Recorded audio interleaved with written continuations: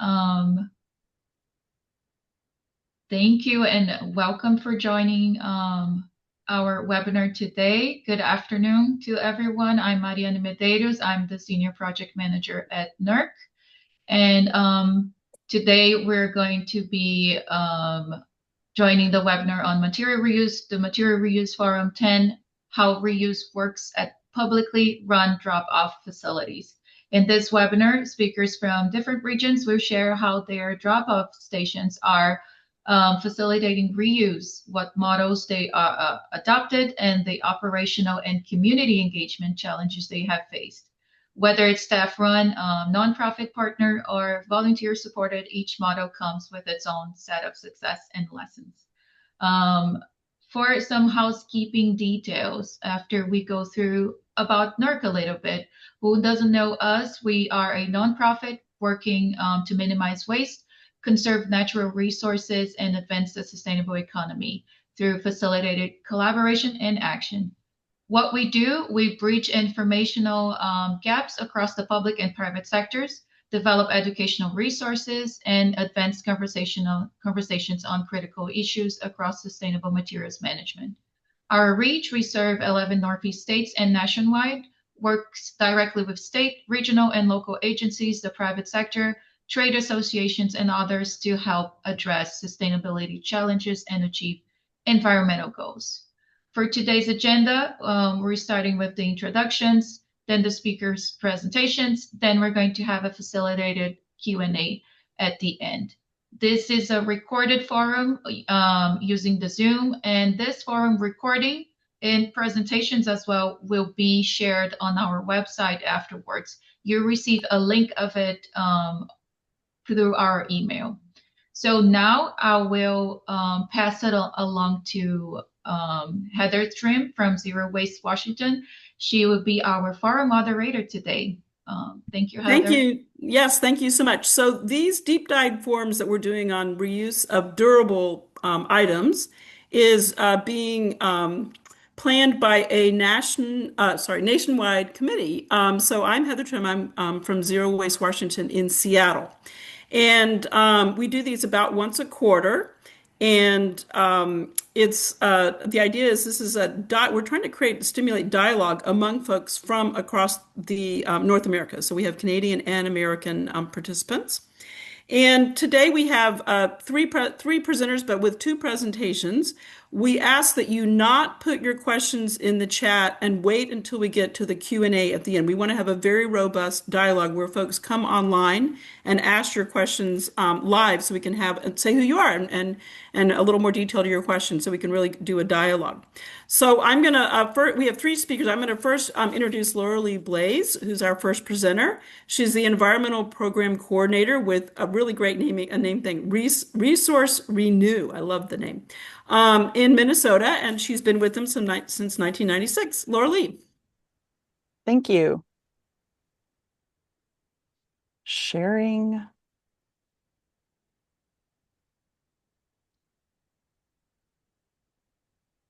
Is happening soon.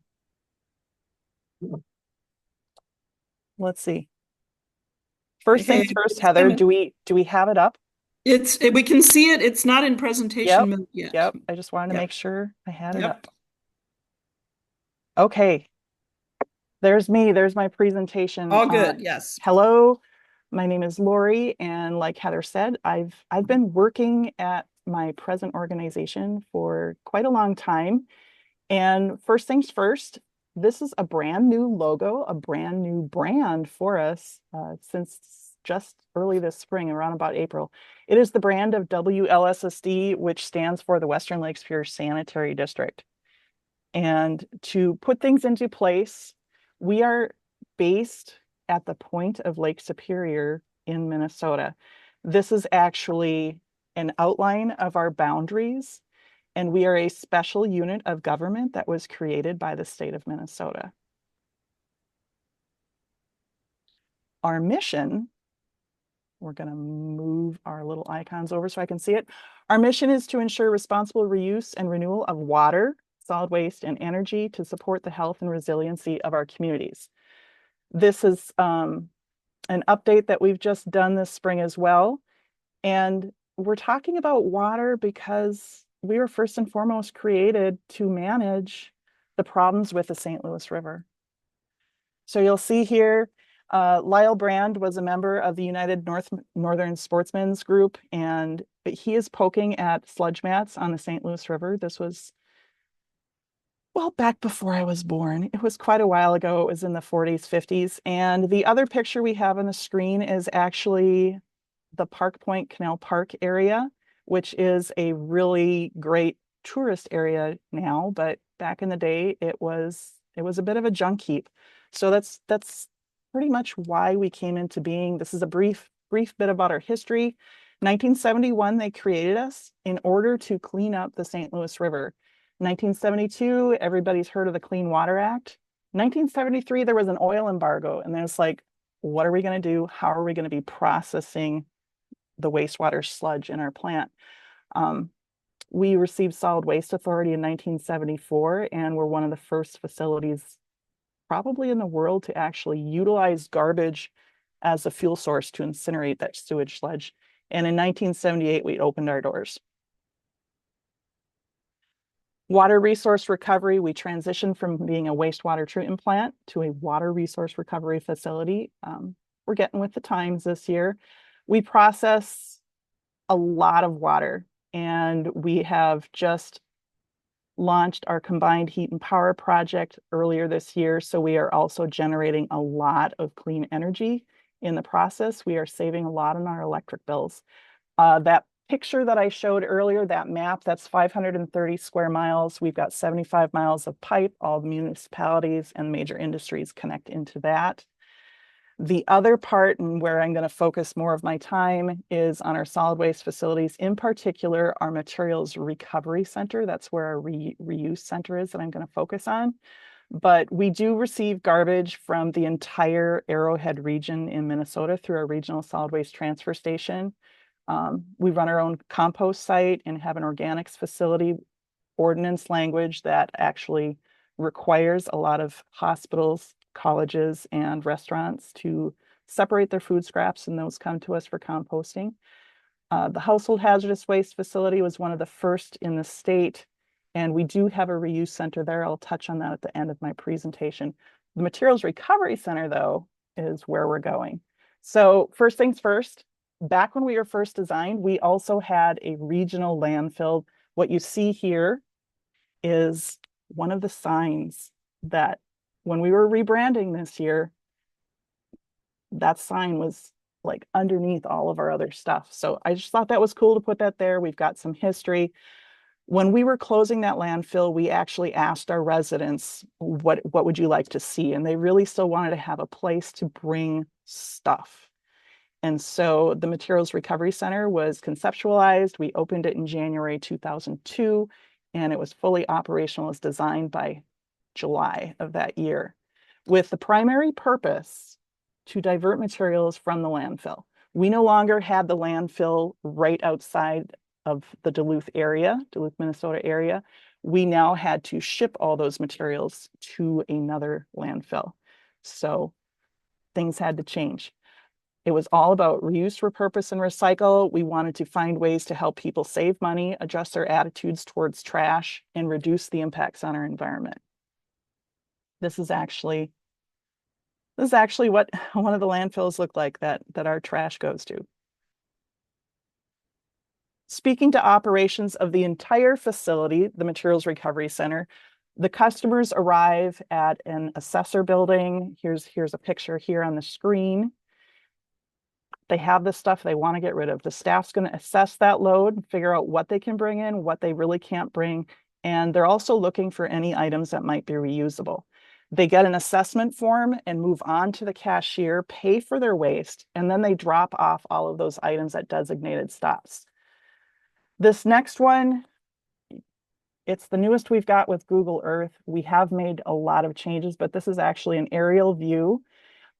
You come in from the lower right, you stop at the assessor building, and then you proceed up and go through a loop. And in that loop, we have staff that are directing you where to put the appliances and the tires, where the waste goes. If something's reusable, all of the reusable area of our facility is along the top edge of this photo right now. You'll see there's a couple of buildings and there's a couple of shipping containers, and I do have other pictures moving forward. First things first, back when we first opened in 2002, this was our very first reuse area.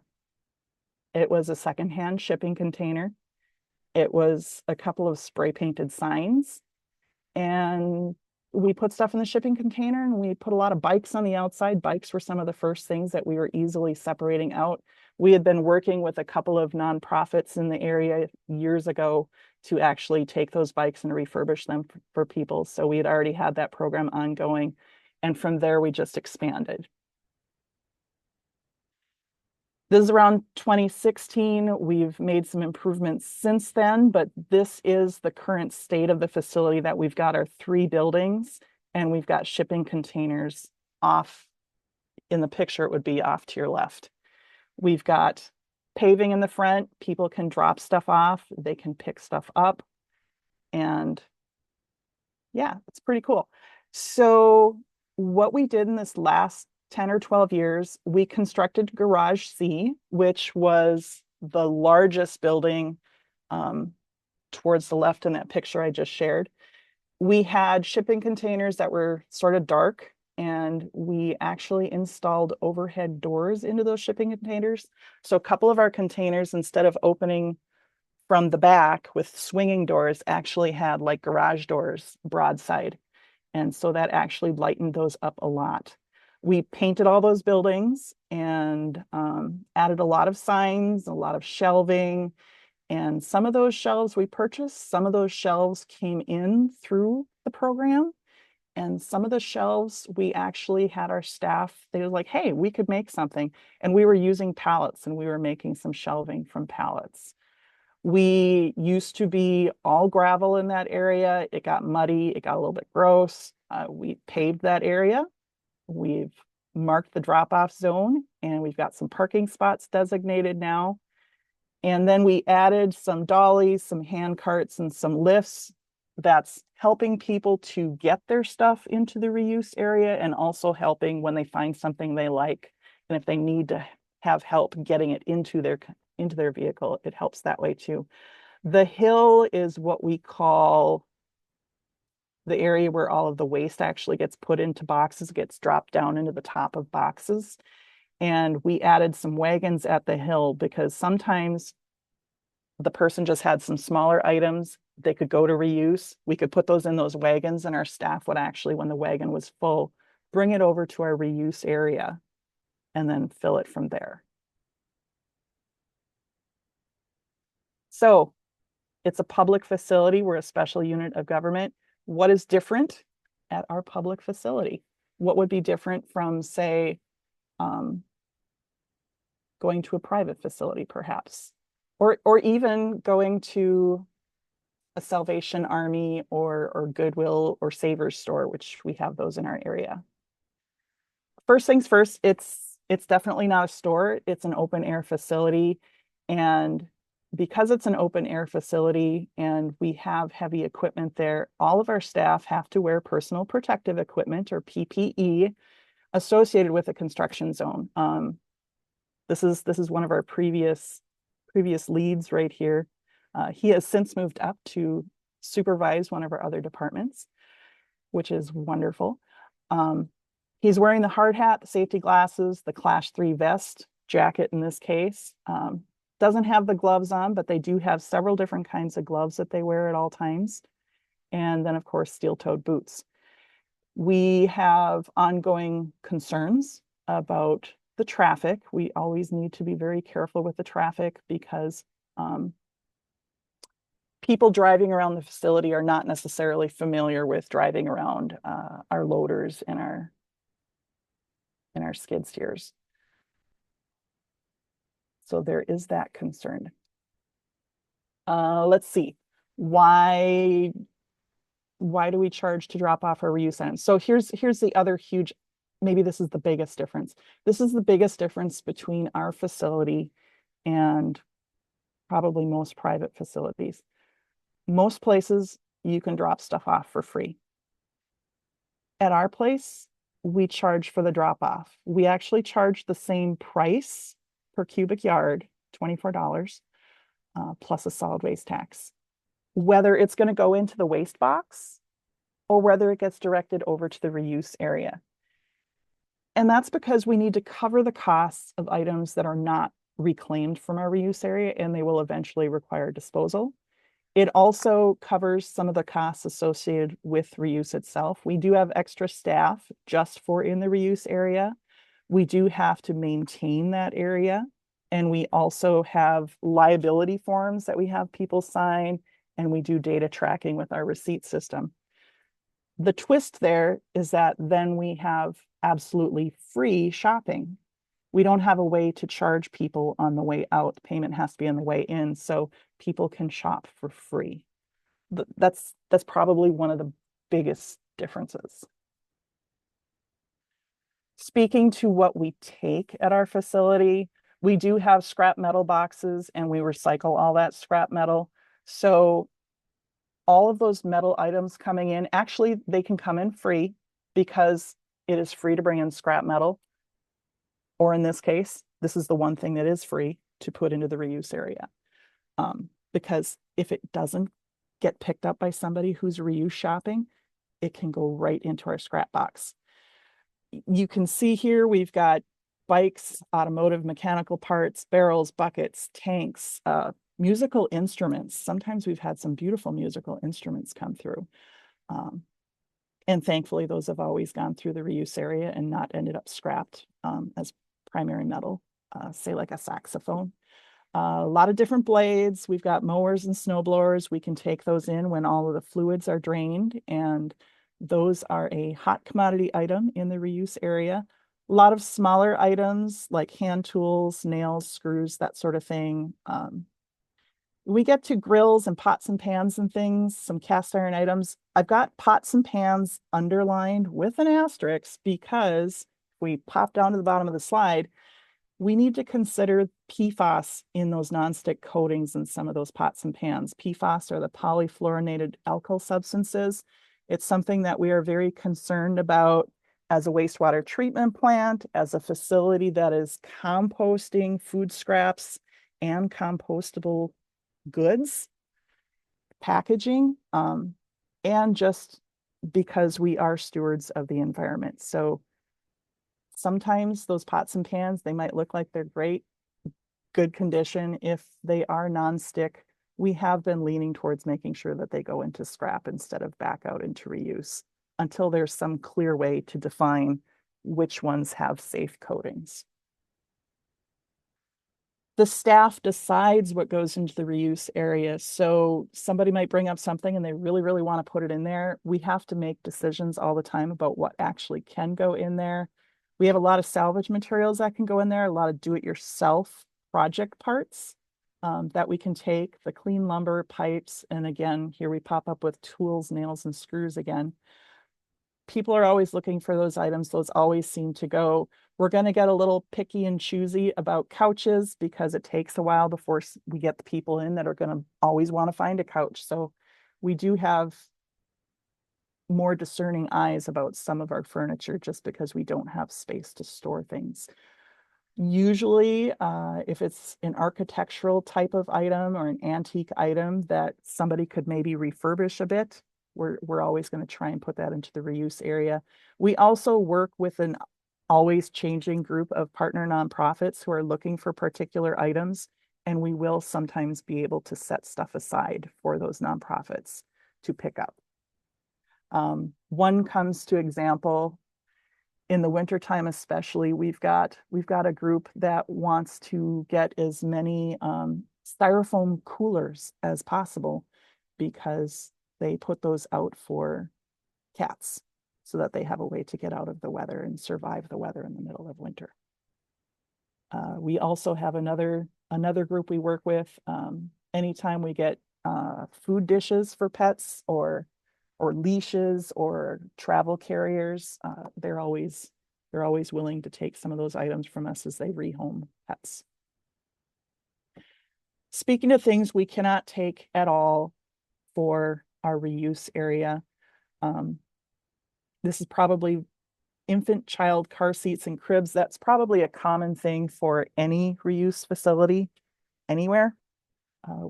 Most of those things, we end up just having to put those into the garbage. Some of the crib frames, if we can take them apart, we will sometimes take the crib frame piece, because we have discovered there are people who garden who like to use those pieces in their gardening. So sometimes the cribs end up, the crib frame, not like one wall of it, not the entire crib, goes for that. Those same people also tend to like really, really old ladders. Typically speaking, we're going to be really careful about what we put in the reuse for a functional ladder, but it could be a beat up piece of ladder that somebody would definitely use for gardening purposes. Bike helmets is another thing that we typically do not put into the reuse area unless they come in with tags. Believe it or not, we do have stuff that comes in with tags, and people are paying that $24 per cubic yard to bring it in and be able to put it into reuse. So the bike helmet, the exception would be if it's still got a brand new tag on it, still in a brand new box or bag. We don't put any personal or private information type of items into the reuse area. We also obviously do not put any X-rated stuff in there.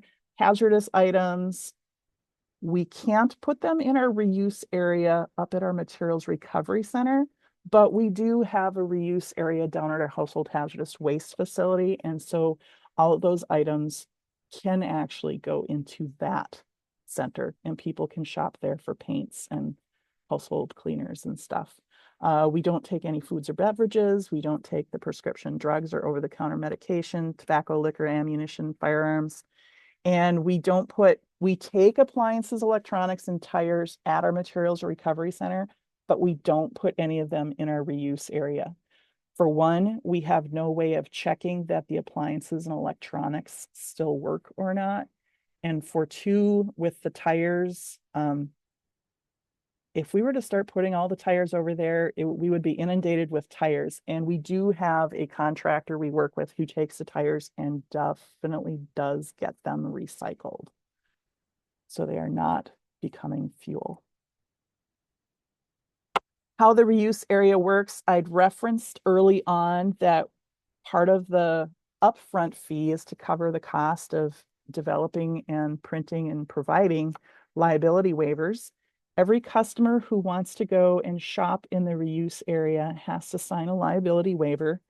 And we have 5 basic rules that they have to follow. They need to park in the designated areas.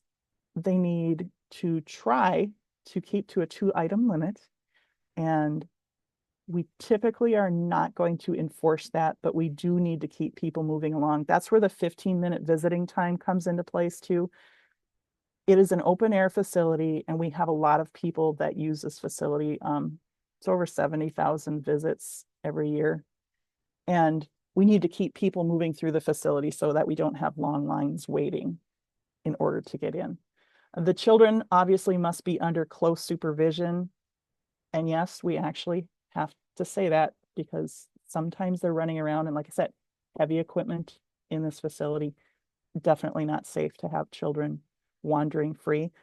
The other thing that we had to add was that customers cannot approach other customers' vehicles for reuse items. We want to make this a comfortable experience for everybody. And if another customer is coming in and say they have a hutch that they're going to unload in the reuse area, we want them to be able to unload that hutch and leave and continue on with their day before somebody starts saying, hey, what do you got in your trunk there? Hey, I might want that. Could you move it over and park it next to my vehicle? And we can just load it into my vehicle. There's a discomfort there. And so we do try to make sure that people are waiting and having some patience for those customers to unload their items first. Typically speaking, across the entire facility, there's no smoking or vaping, and pets must remain in the vehicle. We love seeing pets. We actually give treats to the pets when they show up. Our staff have gotten to know some of the pets quite well because they're Parents are there quite often, but they do definitely need to stay in the vehicle. Referencing to the 2-item limit, what actually counts as 1 item for us? So 1 item is a large item, like a bed frame, a wheelbarrow, a lawnmower. We've had boats, we've had toppers for the back of pickup trucks. That would be 1 item. The other thing that would count as 1 item would be a matching set. You'll see a picture here. We have a table and chairs. Obviously, we're not going to say, oh, it's a 2-item limit. Take the table and 1 chair. In this sense, it's an entire set. The whole matching set counts as your 1 item. A project's worth of material, say that you're going to be making a retaining wall, and you could totally use those 2 pallets of stone that's in this upper picture. It's a project that can count as 1 item. Then we have a lot of other things that we see, and they sometimes start piling up. So we're like, hey, you know what? You can take 5 or more of these. We don't care. You could take 20, you could take 30, because there's certain things that we just see a lot of. We see a lot of the DVDs, CDs, and VHS tapes. We see a lot of books, a lot of small toys, a lot of mugs, a lot of planters and pots. In fact, the planters and pots in the springtime, we work with a lot of the area gardeners, and we'll store some of those things through the winter and set them out so people can come and grab as many of those as they need as they're starting things up, start growing things. Transitioning to our challenges and our successes, some of them could probably be called a little bit of both. I think our popularity as a site is successful, and it can also be a challenge because of the traffic flow at the site. So, challenges. We have usable items that no one wants. Pianos. We get really beautiful pianos, and nobody wants them. They're big, they're heavy, they take up space, and sometimes we can move a piano, and usually we can't.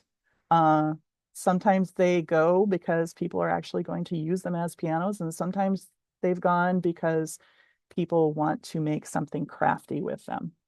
The other big thing that seems to be a challenge for us, as far as nobody wants it, but it's still perfectly usable, sinks and toilets. They're definitely still usable. There's nothing the matter with them, but those tend to not move at our reuse area. The other big thing for us is limited display space. If we could have twice the space and twice the number of buildings, we would definitely fill it all up. But we do have limited space. The other thing I touched on was traffic. We have a lot of people that need to be able to get to our materials recovery center and get rid of the stuff they just don't want anymore. Whether it's something that's just going to go in the waste stream, or whether it's something that can be recycled, or even if it's something that they want to get to reuse. We really want to help all of those people get through in a timely fashion. And we don't want to see all of that material ending up in a ditch. And if you're sitting in line and you're waiting and it's been over an hour, it becomes quite frustrating. So we do try to move people through as much as possible. So that's where we have to have this customer time limit in our reuse area. And on the right of this slide, you'll see on our website, we actually have a video feed. You can actually see this was taken, I took this snip from August 18th when I was developing this presentation. It was a day that we were closed, so you don't see a line at all, but you come in off the main road, those gates would normally be open, and we would have a line of traffic. And you could check the website and you could check this live cam, and you're just like, okay, if my day is really tight today, do I want to go today? Do I want to go right now? And if you see that there's a really big line, maybe you'll set it and do it a little bit later in the day, or do it a different day, because we do have some ebbs and flows in our traffic. So that's actually a success feature that I've just popped into this challenge slide because we've sort of helped to resolve issues there. Hey, I Laura, will, you got 5 more minutes. thank you, thank You're you. welcome. I will say this, about 30% of the people that are bringing stuff in also shop. And that is actually one of the rules that we instituted since COVID, trying to manage our traffic flow. You used to just be able to come up and shop. Now we actually do say you have to be there to dispose of something or recycle something, and then you can have an opportunity to shop because we are always trying to manage things for those customers that need to get rid of stuff. Transitioning to successes, I touched on this earlier. Our shipping containers, we turn them broadside, and several of them we've actually cut doors into the side of them. So you have an overhead garage door in the side of the shipping container. It lightens it a lot. None of this is electrified. We don't have any lighting over in this area. And that has helped a lot to be able to put stuff in that shipping container and that people can actually go in there and they can see what they're looking at in order to find something that they want to take. We also, in our buildings that we developed, we have some clear overhead panels and we've got some upper back wall panels that help provide good lighting in addition to the big garage doors on those ones.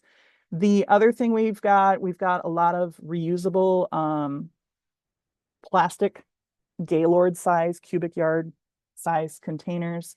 And with that, we've been able to store a lot of things in those containers and rack things alongside the outside of the shipping containers.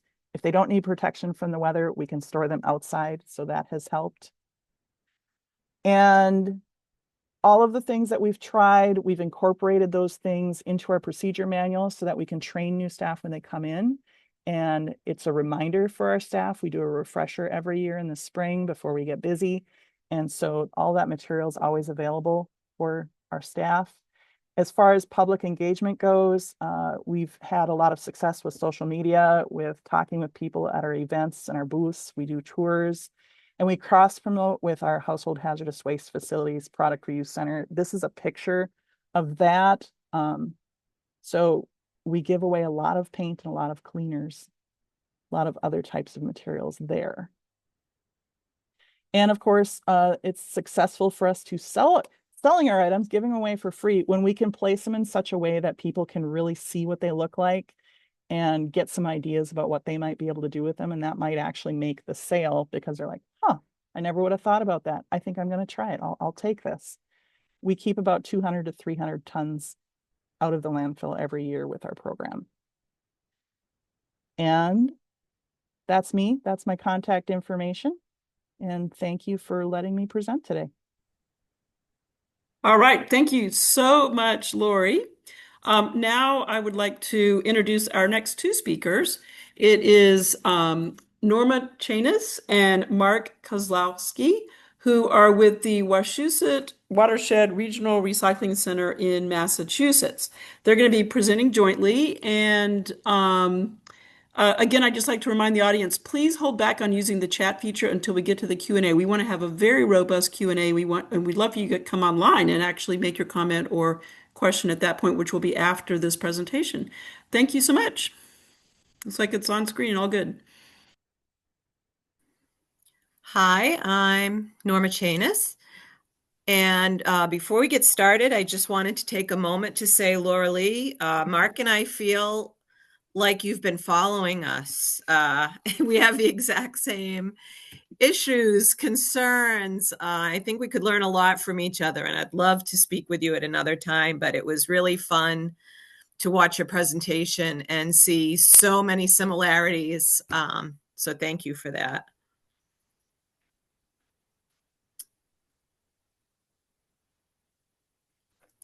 I'm going to start off kind of talking about the site first, because we tend to talk about it almost as though it was different entities, but it's all in one location. This particular site opened in 2010. There were people working on this for a few years prior. As with citing anything where people think it could get trashy. There's some challenges. We are on this right off of a major roadway, but we are located, as you can see, pretty much in the woods. This was watershed protection land before we were able to use it. I'll get into that a little bit more later, but basically what you see here is people come in off the roadway, they line up, they go through our check-in area where we validate residency. We only serve residents of 7 specific towns. We, much like what you just saw, we charge fees for an awful lot of what's dropped off with us, whether it's going to be reused or recycled or disposed of. So all of that work is assessed at check-in. From there, they're directed to the area of the site they need to go to. If they drive all the way down back, we call this our North 40. This area, we have things like tires and propane tanks and metal and bicycles and things either strictly for disposal or for reuse. We also take in white appliances, which some people will take home to repair, others will go out in scrap metal. We have pallets, wood, construction debris, all your big bulky items. And this is an older picture since we're working on getting a new one done because we've added a few more structures down back and we've added a few more things that we collect there, one of them being furniture that we'll talk about more. Also at the far end, there's an HHP. That's a pad where several times a year we hold hazardous waste collections. It's a one-day event. It's actually a half-a-day event. People drop items off and the hazardous waste company takes them away that day. So it's off-site same day. It's not a permanent facility. And when that's not in use for that, we hold a couple of paper shredding events a year, which allow the residents to come in, and if they want to stand there and watch the machine shred their papers, they can, or they can just drop it off and leave it with us. Once they've gotten through that area, we come up to what we call our center circle. Here is primarily curbside recycling, plus a few other hard to get rid of items. Things like styrofoam and bulky rigid plastic.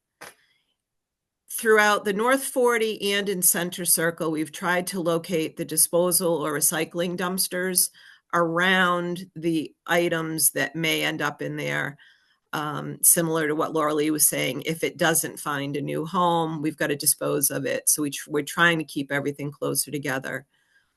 On the left of that area, we have what we call our annex now. When we very first opened, that was our tiny little reuse building. And we worked out of that for a while until the new building could be constructed.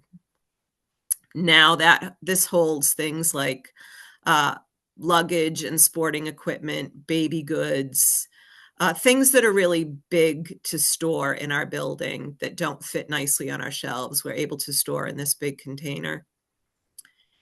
And then after that, we have parking throughout the site. And then in the center of it is our reuse building.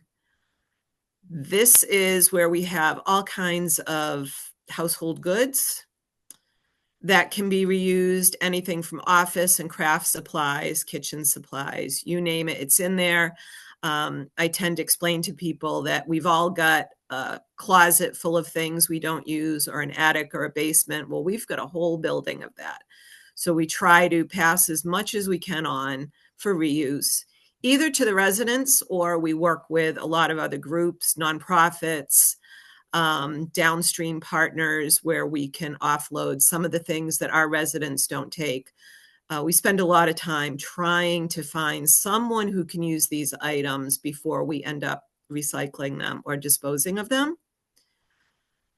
Similar to the earlier presentation, traffic is kind of an ongoing challenge, especially where people are sort of rubbernecking and looking for something good while they're driving through the site. So our volunteers are also in fluorescent yellow, or we're big on tie-dye here. And we're pretty much, you can't miss us. You certainly shouldn't hit us. And the same, we try to get everybody to be as safe as possible when going around the site, because it's easy to get distracted. We also have a little bit similar with the 15-minute rule, that for our building at least, that people can go in for 15 minutes and then we ask them to come back out. You can circle through a second time. And part of that is based on our parking situation. We'll get into counts later, but an awful lot of cars go through our site in the time that we're open, and we only have so many parking spaces we've made available. So we try to move people through as quickly as we can, so they can drop off what they have, pick up what they want to take home. And there's a little socialization that goes on as well, which is fun. We've gotten to know a lot of our regulars, and they've gotten to know us and where to find what they're looking for. Anything I forgot to mention, Mark? No, you covered it all. The reuse building, for reference, is 6,000 square feet of heated space. So in the winter, it helps to have the items in that space, and the shoppers appreciate that as well. But no, you covered everything. Okay. So our operational structure is unique as far as we know. So Wachusett Earth Day is a nonprofit. Mark and I work for the nonprofit. We are the only two staff. All of the other work is done by volunteers. We have, on average, 100 volunteers on our roster. Some come in and do a very specific task. Others are very good about doing whatever's needed. Some may only come in once or twice a year to help out with Hazardous Waste Day. Others are there every open day and every closed day, trying to help the community do what we need to do. I mentioned we were on DCR property. That's the Department of Conservation and Recreation, which means we exist on state property. So we have to follow their rules for things like building or what can take place on the property. They own it. The benefits to us, in addition to having a really great landlord who doesn't charge us rent, is that they take care of the snow plowing, mow the grasses. Anything major was to go wrong on site with water or something, they would be there. And they also supply someone to be there on a household hazardous waste day. So should there be some kind of a spill or an accident, we have somebody who's trained in how to manage that, in addition to the actual hazardous waste company who is there managing everything. And we serve 7 specific towns in our area. We signed 3-year agreements with each of those towns. We meet at least once a year, sometimes twice. And based on the size of the town, we assess an annual fee, which currently is around $200 a household. So it's fairly reasonable for the towns to participate. We talk about expanding this now and again, but we've not had any town reach out to us about joining us. It's more other people from surrounding towns that would like to come and use our facility will inquire about joining us.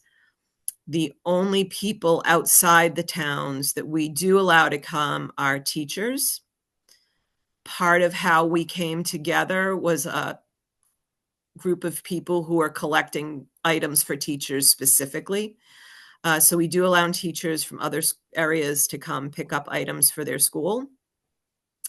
And we also allow other nonprofits to come and source items either for their offices or for their clientele. We work more and more with different groups out of Worcester, which is the biggest city nearest us. And we're trying to help their residents as well where we can. And all of this comes together to be part of the Wachusett Watershed Regional Recycling Center. Trying to think if I forgot anything. Nope, that was it. I think you just meant to say $2 per household. Less than $2 a household is what the towns pay. Yeah. So our mission is to promote reuse, recycling, and responsible disposal for a healthy watershed community. We give people a place to do this. We also provide a lot of educational materials. And we have a very active Facebook group. So anyone who's interested in seeing a lot of pictures of what we have, what we do, I would direct you to our Facebook page rather than our website. But we started as a few different organizations. The main one was holding periodic hazardous waste collections in a field at one of the high schools. And then we had other small groups doing recycling and swap items, either for teachers or crafts or other things. They all came together as one in 2007 when we became Wachusett Earth Day Incorporated. And then a few years later, the Massachusetts Department of Conservation and Recreation not only provided the land, but also a site development grant for a year-round collection site. And similar to your earlier presentation, you saw we started off with a lot less on site than we have now. Since 2012, I believe, when the building launched, the site launched, we've added more things. We've done more site improvements. We started out with a small amount of the site paved. It's now at least has grindings down everywhere, so we're not getting the dusty road situation we had. And we've been expanding as much as we can to add in more and more storage. Yeah, there's never enough storage. No matter what you have, it fills up, even with a lot of people coming through and taking items. It's an ongoing challenge and something that we keep growing as we add in new items that we're trying to help recycle or items that we're trying to hold on to for people to reuse.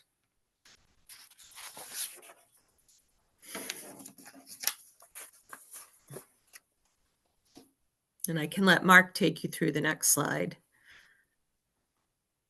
Sure. This is just a very high level breakdown of our finances to show that we're almost self-sufficient.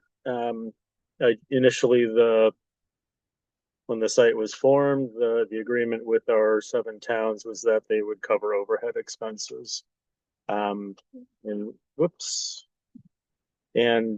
we've been trying to do that just as much as we can.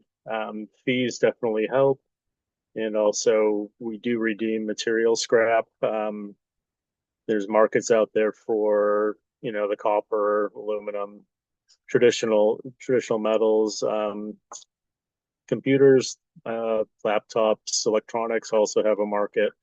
So we tend to divert those to places that would get recycled, along with wire, Christmas lights. Actually, we get a lot of those and those definitely someone's willing to pay for those, and we redeem those as well. So it looks like pretty much our revenue does come from the gate fees and the material fees we do charge the residents for dropping off. And then the material scrap. We also do a good little bit of donations. People are happy of what they pick up. They're appreciative of the volunteers, and we do get a fair amount of donations. We do have a little bit of investments as well to help, for a rainy day. And then the municipal fees, and we have about 300 square feet carved out of our building to try to sell the good items that come in. And we do get some interesting and unique items that are perfectly good and ready for reuse, or resale, I should say. And expenses, material disposal is our biggest expense, along with the wages. Norma and I have been on staff now for 3 to 4 years. So it's interesting that, or we should be, it's interesting that the materials and fees cover the the disposal cost and the salaries to this point, and the town fees and our sales kind of cover the rest. So we do break even and actually do make a little bit of profit to help finance some projects we want to do in the future. So our site usage is actually growing.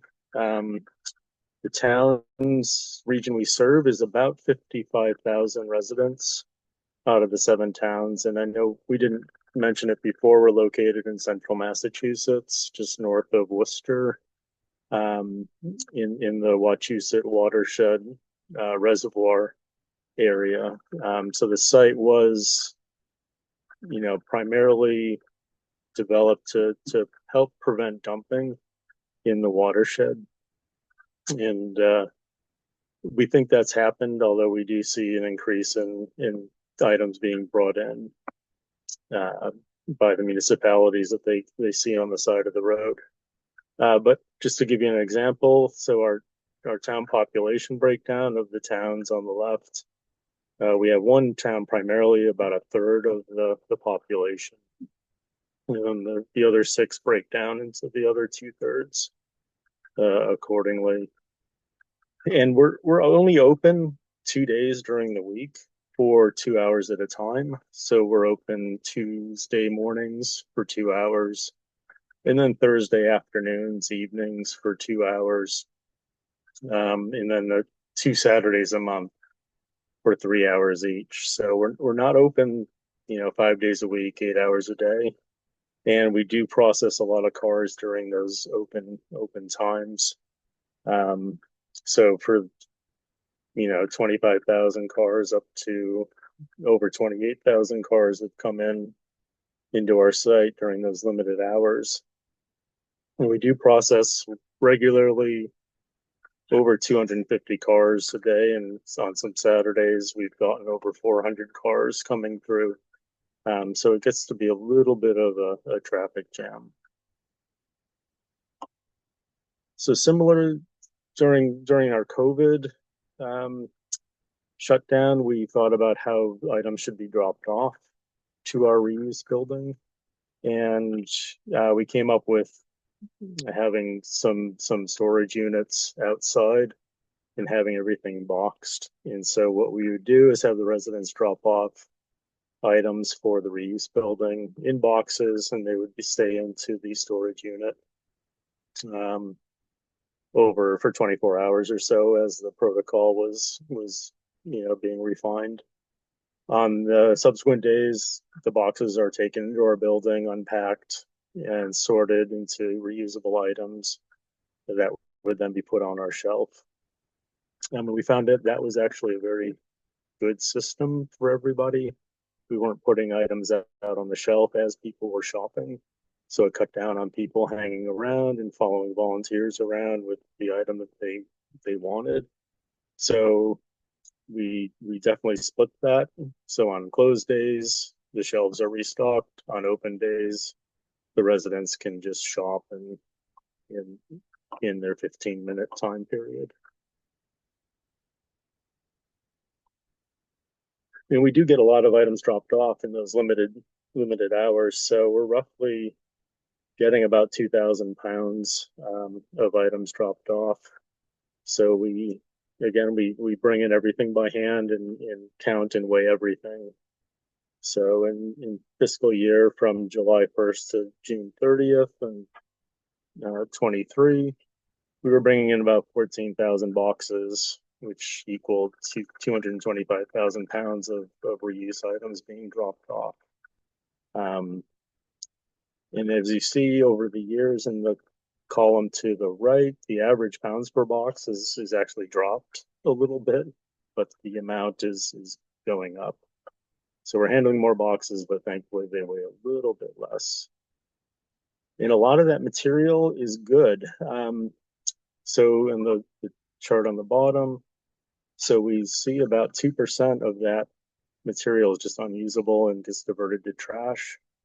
About 5.5% goes out for recycling. People give us the washed out yogurt containers They give us the, bottles, things that they wishfully could be recycled, and we either have way too much on the shelves or they're just not able to recycle that material. A lot of items come wrapped in newspaper that we can recycle as well.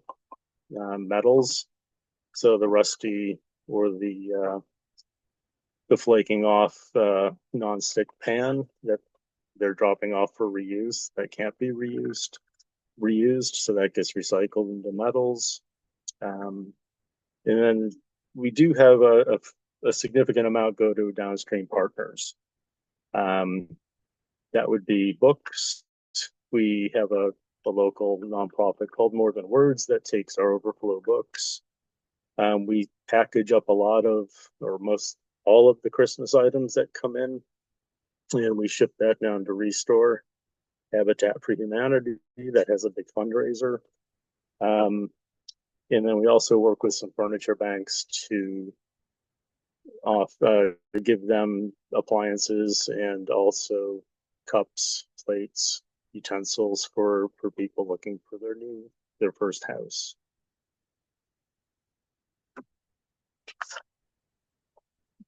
As we do measure quite a bit on site, and as we work with the towns in Massachusetts, the Department of Environmental Protection incentivizes recycling efforts through a recycling dividends program.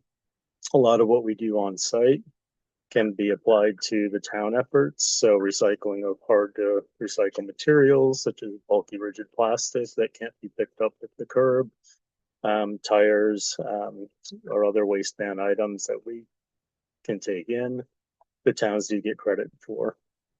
They just have to give an annual survey of what's getting picked up and what's being disposed of or recycled, in addition to what they do curbside. So in calendar year 2024, we had about 28,000 cars, and we took in a lot of mixed recyclables, paper, corrugated, 87,000 pounds of corrugated, cardboard, bulky plastics, metal, textiles, e-waste, and mixed construction and demolition debris. And just so we break that down by population. In an example, the town of Sterling would have had about 5,500 cars come in, and the appropriate amount they would claim on their recycling survey numbers to the state.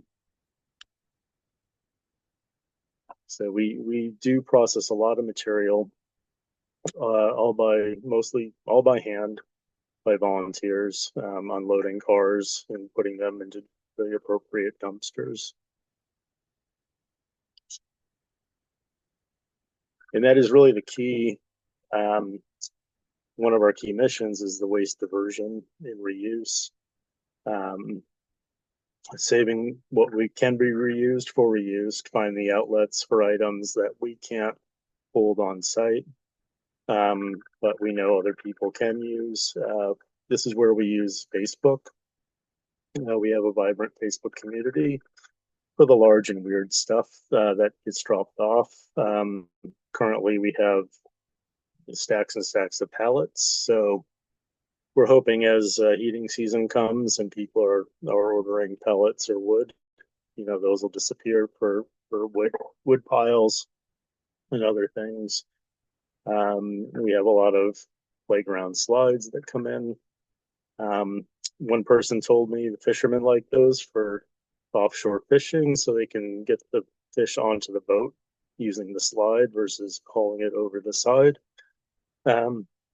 Excuse me, I've yet to see that one, but it's something that could be a reuse, method for that. And our volunteers do test and repair electronics and appliances. Excuse me. So lamps is a big thing, clocks. And then we make sure the items work before they go out onto the shelf. Otherwise, they'll just come back and we'll have to handle them multiple times. 5-minute warning. Okay. And so the partner organizations are pretty good for us. We have medical outlets, books, as I mentioned, instruments. We have a place for the local public schools to give instruments to. And then, again, our challenge is to keep things moving. So our biggest building, our last biggest effort was to build a 1,200 square foot canopy to use for furniture storage and reuse. And it was a grant awarded from the Massachusetts Department of Environmental Protection. And we used the 4 side opening containers, mainly for the reasons mentioned earlier. The doors open and it's much lighter. People can see, and also easier ingress and egress of the furniture. And so that being filled, you see we have furniture on the floor on your left, the container for mirrors, rockers, and bed frames. And then on the top, chairs go into another container. We have desks and wooden furniture sitting out. And then our bed frame rack for headboards and footboards there. So in 2024, we were able to divert almost 3,028.92 pieces of furniture from the dumpster into reuse, both to residents and to furniture banks. And I think that is it for me and for Wachusett Earth Day. Thank you very much. All right, well, thank you. Those were both awesome presentations, and what amazing facilities you all have. Let's see if we can go to gallery. That would be great. So now I want to open it up for folks to ask questions. Please raise your hand. We would love for you to say your name, where you're located, and ask your question or make a comment. So Eve, looks like you have a question. Eve, you want to come online and ask your question?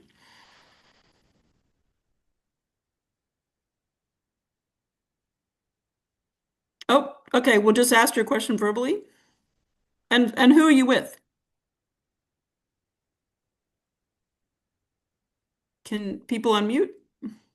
She says she doesn't have a mic. Oh, it doesn't have a mic. Okay. Okay. So what was her question? Her question is, um, if people still have to pay to drop off, why don't you accept electronics and or appliances? Okay, so to clarify, we accept those at our materials recovery center. We just don't put them into the reuse area. So any major appliances that come through, we charge them $5 a piece. And if it's a microwave, you can bring one free microwave a day, because you know what? The microwave can fit in the trash can, and we don't want them going into the trash. So we're like, hey, you know what? It's free. Just bring it to us. With the electronics, the prices range from free actually, from free on small things like the mice and the keyboards, up to about $20 to $25 for the big console TVs and the big screen TVs, that projection style. So we do still take them, we recycle them, we just don't put them in the reuse area. Okay, great. And Sarah, you want to come online and ask your question?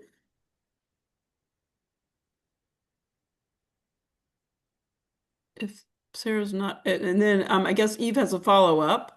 So Sarah's question is, how do you manage data security with electronics? And then Eve has a follow-up of, why don't you put them up for reuse?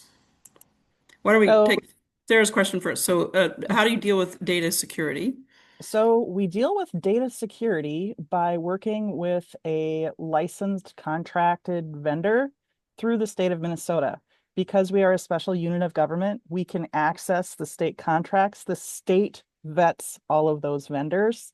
And so we are working with somebody who certifies that they are destroying things and not letting anything go back out and the data go different places. The other things we do on a day-to-day basis, when we get laptops and tablets and that sort of thing, we actually don't wait till that person then brings them around to our electronics building for drop-off. Since those are smaller items and easy for somebody to just take back out of those Gaylord boxes in the electronics building, we actually do have a wagon right at our cashier building, and we will take all of those laptops right there immediately. And when we bring them over to the electronics building, we have a closed half of the building, which is just preparing for shipping, and the general public can't access it. So those items go straight over there. So there's no possibility of leaning over as you're getting rid of your TV and saying, oh, that looks like a nice laptop, I'm just going to take it. So okay, so that's what our contractor does. That's what we do. Right. The other reference I see in the chat, Eve said, but why don't you put those things up for reuse? We don't put them up for reuse because we have no way of checking them if they still work or not. We don't have a way to plug them in. So we do not offer those up for reuse. Got it. Hey, Don, if you don't have a mic, do you mind putting your question in chat? And then Alexandra, would you like to come online and say who you are and your question? Sure. Hi, I'm Alexandra. I work with Mass Recycle. I'm in Middleton, Massachusetts. I have a question for all the presenters. How long do you allow items to sit in the reuse areas before you dispose of them? Is it just when things start getting crowded? Or are you on a regular schedule? Thank you. Okay, great. Let's see. Norma and Mark, why don't you go first, and then Lori. Well, it really is a matter of space. Some things we're better about purging more regularly than others. And it depends on where it's going to go once it leaves us. If, our container is full, then it's going to sit longer. If our recycling container is full, other things, if we have space, we'll hold on to it if we think it's good, and we're just waiting for the right people to come along. In furniture, that's something that's been our biggest challenge in setting that up, is figuring out how long something should sit. Even if it's a lovely piece of furniture, if nobody's taking it, then what do we do with it? So it varies from item to item. Lori, how about you guys? Same thing. It's Okay. it's definitely space, and it definitely depends on the item. We might, for example, like with couches, we might try to take 3 or 4 couches. And if we see one that's really, really great and the weather's nice, it might actually sit outside that day because chances are it's going to move. But when you've got a big, heavy couch and you're putting it in and out of those buildings, we really try to make sure that what we put in that building is hopefully going to be something that people will take. So if it's questionable and we've already got 3 in there, 4 in there that look better, the questionable one's just going to have to go because we don't have space. Yeah. And then Lori, if you can answer the data question, and then Norma and Mark. The question is, how do you quantify your items by weight? Okay, so when I say 200 to 300 tons per year, that is based on a bunch of research that we did back in around 2014, 2015. We received a grant from the Minnesota Pollution Control Agency, and then we're making some improvements on the site. We were weighing a lot of stuff for a while. We actually had a pretty complicated 2-page form that we were having people fill out when they were picking stuff up. And it's like, oh, they're picking this up. Can we try to weigh it while they're picking some of this stuff up? We also did a lot of research online and pulled a lot of information from a lot of those places. Honestly, the numbers that we probably ended up using were probably low. And then we had just about 12 months worth of data, about 11 months, 11 and a half months worth of data. We churned all that through and we came out with a figure of what's the average pounds per shopper. And we actually apply that. So we have our counted numbers of liability forms, and we just apply that figure. Okay, cool. Mark and Norma, and then we'll go to Freya to share her methodology. Yeah, I would think we weigh what we can using our scales on site, and then we, for the disposal, we use the hauler data for what gets picked up, especially electronics. We get a breakdown of TVs and other things that go out with electronics. But there's items that definitely don't get weighed. Those are the count items. Tires, mattresses are counted, not weighed. So we hopefully could do something like that, as well as average weight per per mattress. Okay, great. But we use what the data that we have on hand. Okay, great. Freya, are you there? And can you identify who you're with, please? Hi, can you hear me? Yes. Hi, I work at Last Chance Mercantile. I'm out in California. Thank you for allowing me to join y'all. Recently had the great privilege of speaking with Diane and learning about what she does. Very inspiring. Anyway, I work for a nonprofit, and our nonprofit was brought into a reuse store and salvage yard on the campus of the landfill here. And I just wanted to share our methodology is we track weight on its way out the door. So we sell things and we're trying to earn money for our nonprofit. But I was just going to grab this is an older one, but so we have categories. I've got 34 categories and I've got 199 subcategories. And every one of those 199 has an average weight. So books, softcover, hardcover, etc., all the way through. So everything is assigned a weight. When we sell it, our POS system records, how many hardcover books did we sell in the month. And then we do the calc. We just use those weights to calculate our waste diversion. In the last 12 months, we did 600 tons. Wow. 1.2 million pounds, 15 people. Anyway, I would love to share that with anyone that would like it, or if that's helpful for you to even think about a different way of doing it. Very happy to share that document. Took me forever. Took me about 6 months. We had it a much smaller version. Now we have a much larger, more robust system. So happy to share that data with anyone if that's helpful. That would be great. If you can email that to Mariani, she can put that with the items that we have for this forum online. Okay, Great. we'll go to Tim, and then we'll have some people who have asked questions in chat come online. Tim? Hi guys, thanks for having me. I'm coming from Western BC in Canada, and I'm the Waste Operations Coordinator for the municipality. And I have a question for Lori. I did miss the beginning half of your presentation, but you did mention there's a cost for dropping off reusable material. I was curious how your method is that. Like, is it per item? Is it per weight? Is it item specific? It's $24 per cubic yard plus the state solid waste tax. So it's by volume. Once upon a time when we still had our regional landfill open, when people drove up to that first assessor building, there was a scale that they drove across, and we used to scale in. We used to weigh when it went to the landfill. It was very difficult to maintain that scale, and we transitioned to just doing by the volume when we opened up the materials recovery center. Okay, great. Cool. Thank you. It's good to know. Thank you. And another follow-up on that. Are you also doing textile waste? Like, are you accepting that in your reuse program, or is that going to We work landfill? with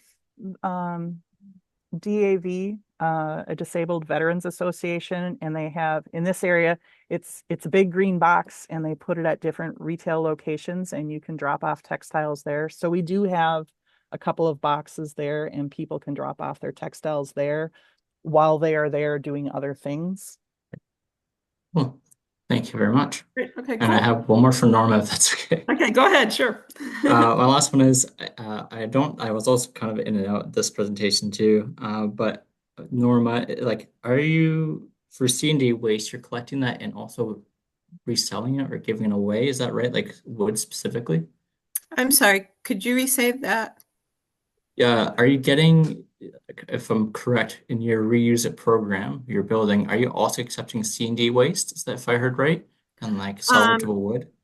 Yeah, construction debris waste we accept not in that building, but elsewhere on the site. Okay. S- And you And give that if away we, as well and sorted by volunteers? yeah, we have volunteers who very, very carefully pack that dumpster so there's not an inch of space wasted. And if they come across some good wood as they're doing that, they leave it outside the dumpster. And we have an area where we pull clean wood that people could burn safely. We store that separately. things like doors and windows and anything we think someone might want, we'll leave outside the dumpster that day. Maybe it'll sit out there for a couple days until it's time for that dumpster to be hauled off. Then it all goes in there. Cool. Thank you And very our much. and our Thank you. construction debris, we charge by the cubic yard.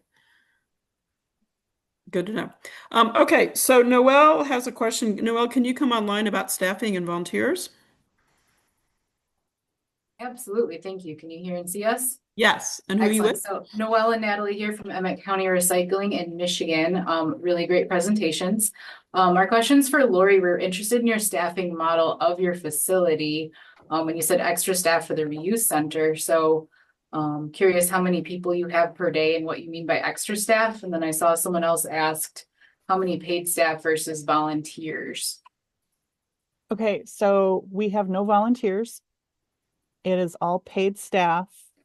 Our funding mechanism for all of our solid waste operations, except for the regional transfer station, comes in part from the solid waste management fee and a line item tax on property, home residential property. And then we receive funding from the state of Minnesota. It's called the SCORE Fund, Select Committee on Recycling and the Environment. And that can be used in part with a 25% match from each government entity to then work on a variety of different things to deal with waste and try to reduce waste. So some of that SCORE funding is used in my own team, the environmental programs team, where we do a lot of outreach, and it expands way beyond just the reuse. But that's the funding mechanisms. And we probably have, I think we have about 10 staff up there, and 2 or 3 of them lay off in the winter. And then we have a lead that oversees all of our solid waste operations. So, a portion of the lead is associated with that area. Great. Okay, we're going to go to Quaco and then Joe, who have their hands raised. And then Esther, if you still have a follow-up question, can you raise your hand? Okay, Quaco, can you say who you're with? Yes, thank you. I'm Kweku with the Center for Sustainable Materials Management at SUNY ESF. My question has to do with reuse, tying reuse to repair. I noted some reference to volunteer repair efforts in the presentations, and I wanted to get a sense from the presenters, any particular barriers that they've been facing with incorporating more formalized repair systems into their programs. Are these challenges more so a matter of limited space at their facilities, or are there more in terms of regulatory challenges, other forms of operational challenges that make it rather difficult to incorporate repair? So, for example, liability concerns, and any other potential issues that might impede the ability of incorporating more repair more formally into these operations. Yeah. Okay, thank you. Okay, so Norma and Mark, if you can go first. Barriers to repair. So I think the the barriers to repair are the hands that can do the repair. We have a few volunteers that know what they're doing and feel comfortable doing it, and it doesn't really take, and we have far more material that needs to be repaired than they can handle. So space also comes in play as well, but definitely the human resource is the limiting factor that I find. Okay, and Lori? Could you repeat? So what are the barriers for incorporating part. Repair into your operations? Space, definitely space. We don't actually have a large indoor space that's conducive to set up for repair right now. We do operate fix-it clinics, but the different concept, people are bringing in their own items, and we do have volunteers that help us run those clinics, and we have some partner organizations. It's something we've thought about, but it's definitely a space thing for us. Speaking to appliances, electronics, especially in the consideration of appliances, you might need specialized licenses to be dealing with some of those appliances and doing some repair on those. And we just don't have that capacity. Okay, cool. I'd be remiss to not mention that Seattle Public Utilities is contracting with the Furniture Repair Bank here in Seattle to take furniture and repair it. Stuff that's going right to the transfer station, divert it and repair it. Okay, Robin, do you want to come online? Oh, Joe, you'll be next. But Robin, do you want to come online and ask your question about cherry picking after Joe? Joe? Hey, yeah, just appreciate the presentations that you all gave here today. Wanted to piggyback off of Tim's question, particularly about salvaged lumber. And just wondering if you're able to share one, either the volume or weight that you see come through your stations. And then also if you have any criteria regarding any like denailing, or if there's if it's like considered, you know, dirty with paint or other factors, whether that impacts whether you'll accept it or not. Okay, Laura, you want to go first on that one? Say that again, or just brief. Yeah, so just kind of off the bat, wondering if you have any data on either the volume or the weight that you see come through the station. So on the front end? Yeah, either way, or that's you know, quote unquote sold. Okay, so on the front end at the Materials Recovery Center, we have data that would come out of our receipt system. We use NCR software. So we have item counts on everything that comes into the site. On the back side of it, we've got conversion factors that we need to use to figure out how much weight of material came through that went out as reuse. And then we've got the hard weight data from our contractors as they pick up the appliances, electronics, tires. The mixed waste comes down through a transfer station, comes across a scale. So we've got weights for that. Okay, cool. And then Mark and Norm, anything to add on that? So for construction debris and bulky waste, we charge a cubic yard fee. So we wouldn't necessarily have the tonnage on that. We don't track the reuse. So if someone's demoing a bathroom and we get 6 good 2x4s out of it, that is just put out for free, and we don't necessarily track the number of 2x4s that go out with the shopper or a resident. It just, you know, is not in our dumpster and paid for waste at that point. Got it. Great. Okay, cool. Robin, then Ren, and then Cami. So Robin? Yeah, thanks. My question has to And do. who are you with, Robin? Oh, I'm with Good Point Recycling in Middlebury, Vermont, and Brockton, Massachusetts. My electronics recycling company is 25 years old. Before that, I worked at a thrift shop for two years. And from my experience in both the nonprofit and the business reuse operations, the 80-20 rule or Pareto principle is really important. 20% of the donors bring in 80% of the nice stuff. 20% of the stuff that we manage is worth 80% of the value. And so I've had to really work with cherry pickers because they can both kill the reuse business if you're not watching them, but they can be a huge resource if you come up with a way to learn from them. So my question was, how do you guys involve the cherry picking experts? You know, do you see them as parasites or as assets? Okay, Norma and Mark first, and then Lori. Go ahead, Norma. She laughed. I saw a laugh. We've not used the parasite word before. We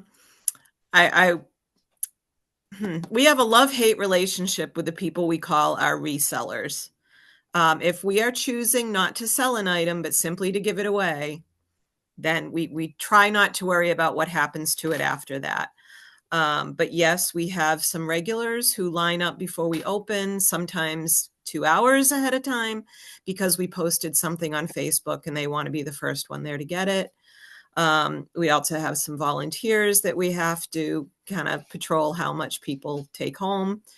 So we want the items to find a new home. We don't want them to end up in the trash. So it's better for us if somebody takes it.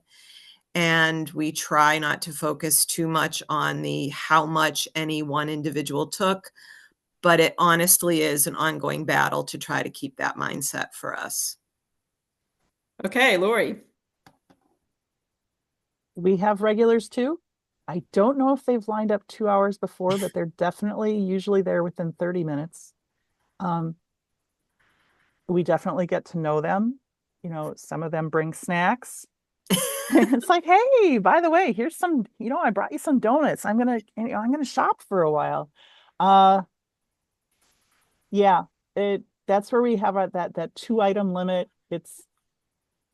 We're not very strict with it, but it's something, because it's posted, it's something our staff can refer to, just like the 15-minute time span. It's something that they can like, hey, do you see the rules up here? You need to keep moving. We've got more people that need to come through here. And that's sort of been the tool that we've used to manage some of that. When we have a lot of stuff get dropped off, is like, wow, those are amazing chairs. We have 20 or 30 of these chairs. We have one storage area that's right within that space. We might put most of them in there and just put 2 or 3 out each day. Mm-hmm. And so we sometimes manage it that way when we have the time and the staff. That's interesting. Okay, Ren, and then Tammy, and then we'll ask Sarah's equity question. So Ren, who are you with? Hi, I'm with Tompkins County Recycling and Materials Management. Good to see you, Diane. Good to see And everybody. what county is that state in? County, sorry, in Ithaca, New York, New York. state New York, just down the road from the Finger Lakes Reuse Center. My question is about scaling, and I'm curious because y'all operate differently, and like starting out small, and then it grows, and at some point you make a decision to like pursue a certain type of model. Have you had any opportunity? Have you ever had to backtrack in order to be like, oh, this isn't actually a sustainable model. Let me like restructure the way that I maybe sell things, intake things. Like that's my question. And then like, what's that process been like? Okay, so I'm going to speed you guys up. So quick answer, have you had to rejigger? Laura Lee. Absolutely. An Absolutely. example? We have, I don't know how many iterations of shopping times we've gone through. We used to have a frequent flyer card, just to speed things up. It's like, you know what, sign this liability. We'll put it on file for the year. Here's your card. Show the card as you come. And then the regulars really, really love that one. Quit doing that. So yeah, there's definitely been things that we've had to rethink over the years. Okay, great. Okay, Norma and Mark, if you can answer that, and also the equity question, what are you doing for social equity? I don't know that we've had to completely rejigger anything, other than perhaps our current pattern of being open one day, close the next, so that we have time to do cleanup and put things away. We've talked about some of the things Laura Lee just mentioned about how to speed things up, and we've not implemented them as of yet. So I think we're at a point where we're growing, we're experiencing some growing pains, and we need to look at some of those things, but we have not at this point done anything majorly different than when we first opened. Okay, great. And then, and then Cami, if you can answer your question, just like a 1-sentence question, we'll get quick answers, and then we'll go to then we'll close up. Hi, it's Cami, Repair Reuse Washington. Dovetails nicely with Ren's question. I think my concern or question is, clearly a lot of these groups have come up with projects independently, but is there a broader coordinated effort from the state level, from the county level, that sort of pushes out recommendations, that provides incentives to transfer stations, to local solid waste infrastructure planning, that encourages this proactively rather than just sort of organic arisal. And to maybe reframe that, were there policies that help make this happen at a state or federal or higher level, county? Yeah, go ahead, Norma. Yeah, Massachusetts Department of Environmental Protection does offer recycling dividend grants. And so they do incentivize towns to do certain things. We work very hard to try to help our 7 towns maximize those points. We were ahead of the curve on the mattress recycling. We try to keep an eye on what the next thing coming up is. I used the state's intent to cut our waste volume significantly as a mechanism for getting our grant for the furniture pavilion, looking at how much waste that would divert. So yeah, in Massachusetts, there are definitely some programs that are helping pay for some of this. Great. Lori?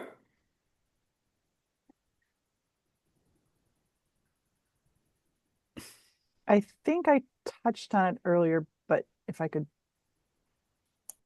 we can apply for grants. We haven't for some time. Most of it is user funded. Okay, that great. might be just the shortest. Okay, well, let us thank everyone. If you guys can do emoji thank yous, and thank you so much for such wonderful presentations and Q&A, and turn it back to Mariani.